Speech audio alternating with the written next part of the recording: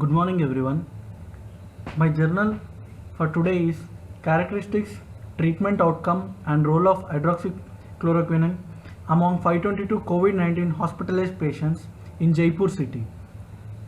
My moderator is Dr. Samaga sir. Coming to this article, since November 2019, there is rapid outbreak of coronavirus disease secondary to severe acute respiratory syndrome coronavirus. Public health emergency of the international concern has been declared. Clinical outcomes ranging from being asymptomatic to death. The incubation period of COVID-19 seems to be 1 to 14 days. COVID-19 is contagious during its latency period and it is highly transmissible in humans, especially in the elderly and people with underlying diseases. As per literature, median age of patients is 47 to 59 years with around 41.9 to 45.7% of patient population being of female gender. Clinical manifestations of COVID-19 are heterogeneous with fever, cough, sore throat, shortness of breath, headache, fatigue, abdominal discomfort, chest pain. On admission, many patients have reported as having at least one comorbidity with diabetes, hypertension, and cardiovascular, cerebrovascular diseases.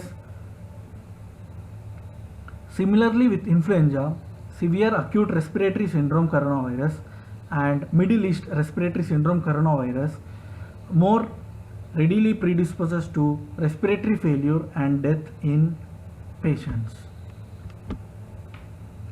So coming to the study, it was done in Jaipur city SMS Medical College from initial last week of February to April 20, 2020. This descriptive and retrospective analysis was done on the patients with COVID-19 positive. Privacy and confidentiality of patient was observed as per norms.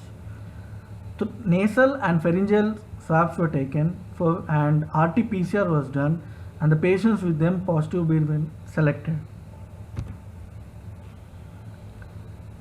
And these patients who were admitted were treated with lopinavir, ritonavir, hydroxychloroquine, azithromycin and symptomatic treatment. There were clinical data of laboratory confirmed 522 hospitalized patients till 20th April 2020 was compiled and tabulated. Diagnosis of COVID-19 was made based on the World Health Organization interim guidance. RT-PCR was used for nasal and pharyngeal swab specimens. The epidemiological data like age, sex, residence was recorded and clinical data inclusive of recent exposure history, clinical symptoms and signs, comorbidities was obtained. Recovery of patients being confirmed with first negative oropharyngeal or nasopharyngeal sample by RT-PCR for COVID-19, known as seroconversion. Baseline and confirmed cases were diagnosed based on positive viral nucleic acid test. Variables evaluated include age, gender, clinical manifestations, comorbid status, recovery, trending in terms of time and resolution of symptoms and death of patients. Coming to the article, maximum age group involved is 21 to 30 years and 31 to 40 years, and this is bit different compared to the other countries where usually of more than 45 to 50 years more than that age group was involved, but here when compared to Jaipur city there were more of 21 to 30 years and 31 to 40 years, and population above 60 was bit less and above 81 was even less. As you can see, 21 to 30 years there were 134 patients and 31 to 40 there were 100 patients, and 41 to 50 73 patients, 51 to 60 years 51 patients, and 61 to 70 years 33 patients, 71 to 80 years only 8 patients, and 81 to 97 patients. And below 10 years there were 34 patients.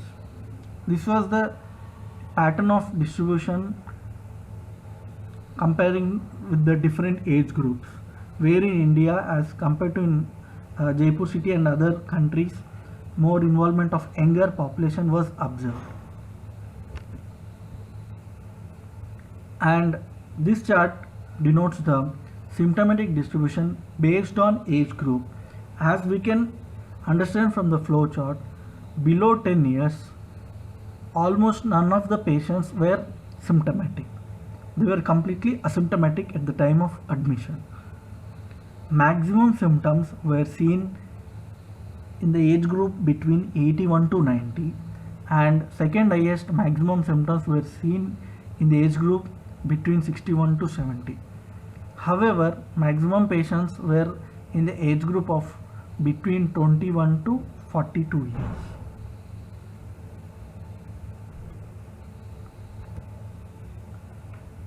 So based on the article and the analytic study, out of all the patients admitted, most of the patients were having comorbidities. Maximum comorbidity observed was hypertension followed by diabetes. And the coming flowchart also tells maximum deaths were seen in patients who had underlying diseases like hypertension, diabetes, old pulmonary tuberculosis, COPD, asthma, CKD, coronary artery disease, and rheumatic heart disease. So coming to the population being involved in Jaipur, the first observation that was made was age group being involved is younger compared to the other populations in other countries, and people below the age of 10 were asymptomatic, and maximum symptoms were in the older age group, that is 81 to 90. However, the age group maximum involved was between 21 to 45 years. And the analytical data also shows symptoms were common in patients who were COVID positive with some or other underlying condition like hypertension, diabetes, COPD, CKD, and the other one like CAD, RSD, and old pulmonary tuberculosis.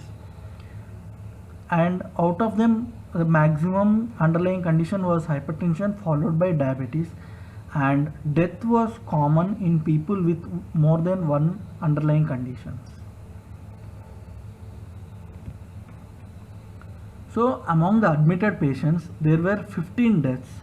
As we can observe from the above flowchart, most of them were of older age groups, and in younger age group there was involvement of patients with 13 years age, 22 years age, in which there were underlying conditions like bronchial asthma and rheumatic heart disease. And from the analytical data from the same hospital, it shows that there was more male preponderance compared to female, and older population were succumbed to death with underlying conditions. And the other thing is, from the above analytical data we can understand mostly asymptomatic patients didn't have any death. However, symptomatic patients who were succumbed to death had all the common symptoms like cough, fever, shortness of breath, sore throat, headache, including chest pain. And in the same hospital, the analytical data shows most of the patients were asymptomatic. Out of 522 patients being considered in the study, only 127 patients were symptomatic. So, and death was seen only in the symptomatic patients, and the commonest symptom they have come is with fever followed by cough.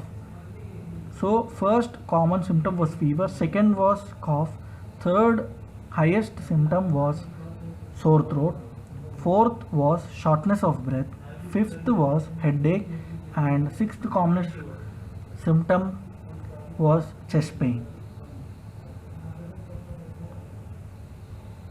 And coming to the next chart, it shows the following. This depicts duration of mortality in hospital setup. There was 14% mortality seen on the first day, whereas 40% mortality was seen on second day, 13% was seen on third day, 13% was also seen on fourth day, 7% on fifth day, and after 6 days there was 13% mortality.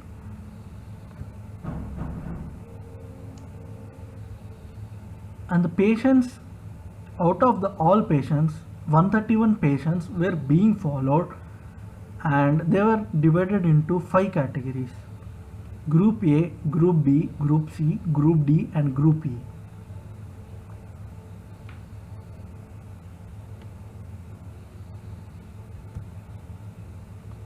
So Group A were taken as critically ill patients who were treated with lopinavir and ritonavir. So number of patients who were critically ill out of the follow-up patients of 131, that is 9 patients, out of which 4 have recovered and 5 had death. And coming to the second group, which is severely ill, who were treated with hydroxychloroquine and azithromycin, number of patients were 17, recovered were 11, and death were 6.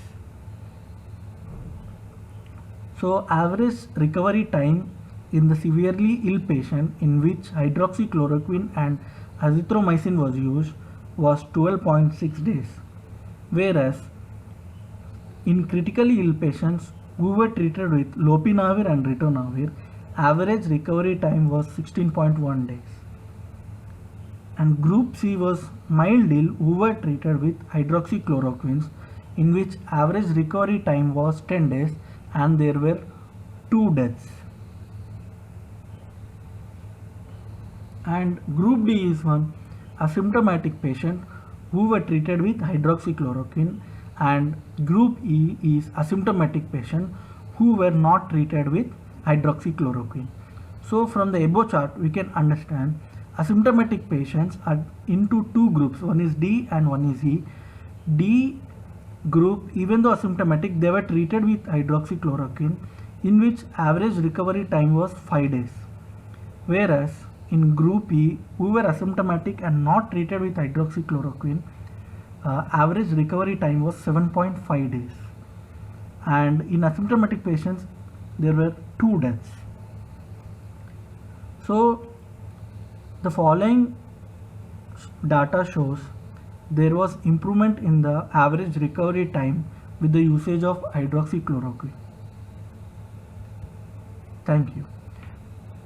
But however, coming to the negative of the study, sample size was less and complete follow-up of the patients was not possible.